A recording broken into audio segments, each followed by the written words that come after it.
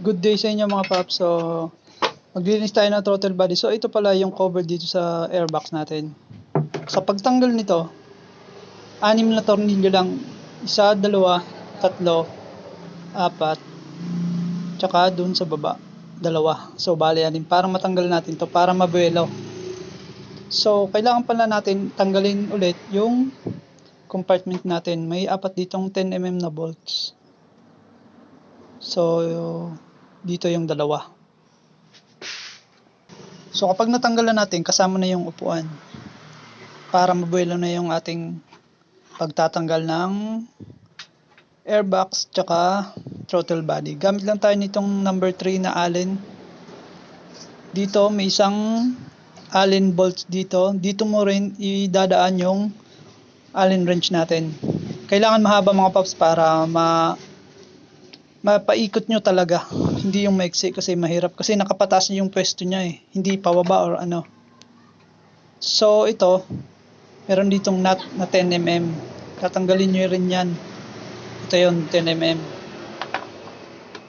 Kapag natanggalan natin yung nut, tanggalin nyo rin dito yung mga wire na naka-clip dito. Tsaka itong breather hose, make sure na tanggalin nyo rin yan. Tanggalin nyo dito mismo sa box. So kapag natanggalan natin yan, meron pang isang nut dito. Ito yung nasa ilalim, 10mm din yan. Make sure na mahaba din yung socket nyo mga paps, kasi mahirap tong kung open wrench yung gagamitin nyo. Kailangan socket talaga. So ito yung gamit yung 10mm mga paps. Maiksi ito kasi hindi maabot yung nut sa loob. So, hindi ito gagamitin natin. Dapat mahaba. So, no choice. Wala akong mahaba. Gagamit na lang tayo ng open para matanggal yung nasa loob na nut. Kasi ito, maiksi ito. Panglabasan lang talaga. 10mm ang sukat niyan. Sakto naman pero hindi talaga lapat yung yung socket sa nut. Mabibilog siya kapag pinersa nyo. So ayan, natanggalan natin mga paps, 10mm to. So para matanggalan natin tong airbox na to, make sure na natanggalan natin doon sa throttle body yung Allen bolts doon.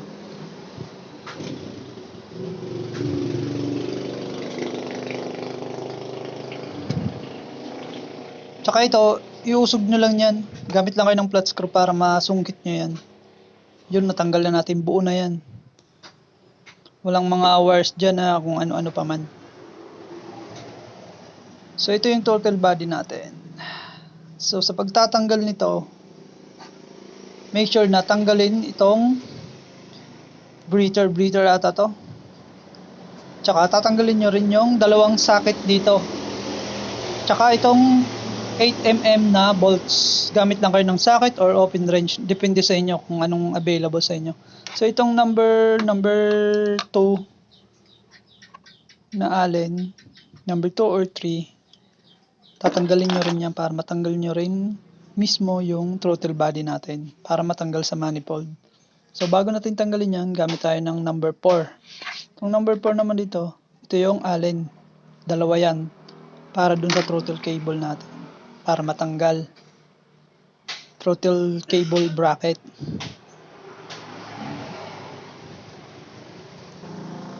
So ayan na nga, natanggal na natin mga paps. So sunod natin itong tanggalin tong breather. Gamit lang tayo ng pliers. After nyo maipit, hilahin nyo na lang pababa. Kasi hindi ito nakakamay, napakatigas dito. So ayan, natanggalan natin. Dito naman sa socket na to, pindutin nyo lang dito. Kung nahihigpitan kayo, mahirap tanggalin, nyo lang ng flat screw. Pihitin nyo tapos makalabas lang. So ito na yung throttle body natin. Ito yung lilinisin natin. Matagal na rin since last na paglinis ko dito. Medyo maitim na rin siya. Kailangan na talaga linisin gamit yung gasolina or anong available sa inyo na panglinis. So ito na yung breather. Sunod natin tatanggalin itong manifold. Gamit lang kayo ng 8mm. Sa akin open ditong gagamitin ko kasi nasira yung ano ko, socket wrench. Ito sanang socket din na screw yung handle, kaso mahirap eh. Dito naman sa socket yung maliit, ang 8mm dito nasira na siya, bumuka, kaya hindi na siya, no choice, gagamitin ko yung open wrench.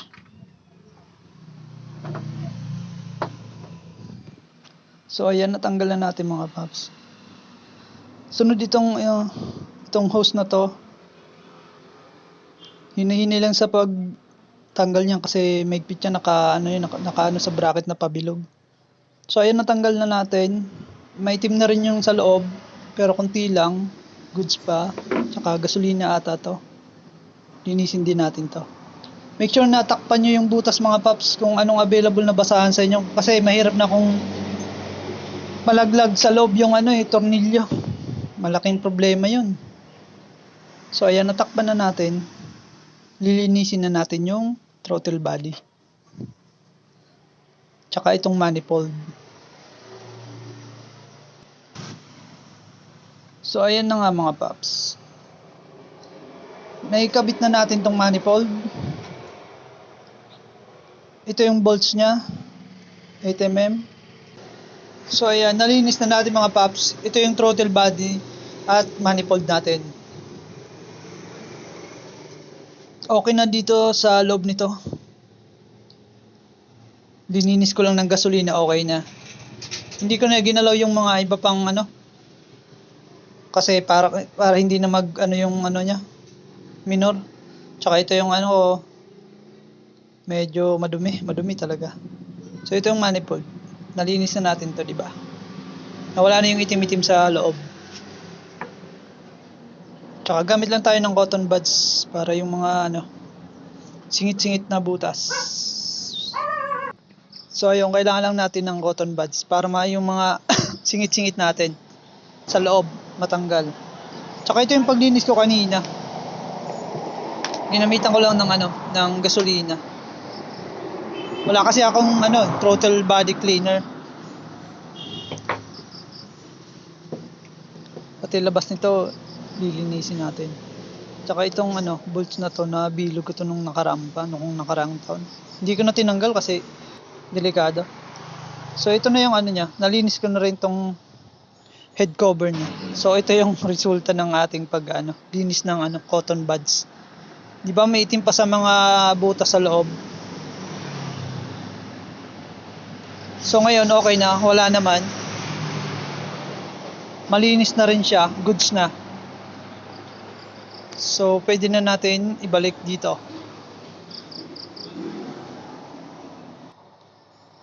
Sus, napakadumi.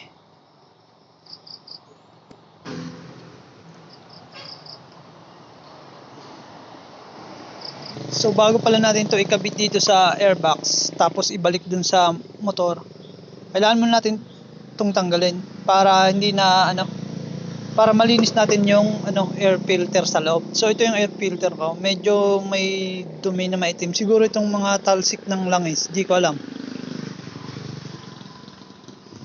So ito yung bolts na nabilog sa isa sa mga tornilyo sa airbox. So hanap na ako nito sa shop kung meron, kasi wala ako dito. So ito yung mga kalat ko kanina. So okay, test na natin kung okay na, goods na yung gawa natin. So ito yung reading ng ko. Sige, push start na natin.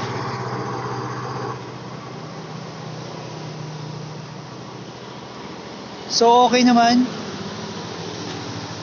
wala namang problema, smooth yung hindi ko pa to na test ride, mamaya na siguro. All stock lang to mga paps, 2015 model. So ito yung reading ng battery niya kapag naka-idle. Umabot din niya sa 14.1, 14.2 volts kahit na nakasindi yung lahat ng ilaw kapag ginagamit yung motor. Pero kapag naka-on ang susi, nasa 12.5. Naka-power up kasi to, naka-power up lines. 3 years itong battery, wala pa tong charge, stuck pa tong motor, hindi nagagamit.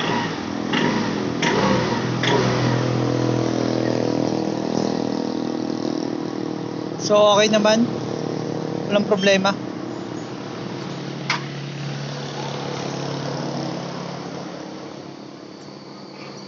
So maraming salamat sa inyo sa panonood mga paps. So ito yung reading pag naka-on ang susi lang. So salamat sa inyo mga paps. Sana natutunan kayo. Salamat.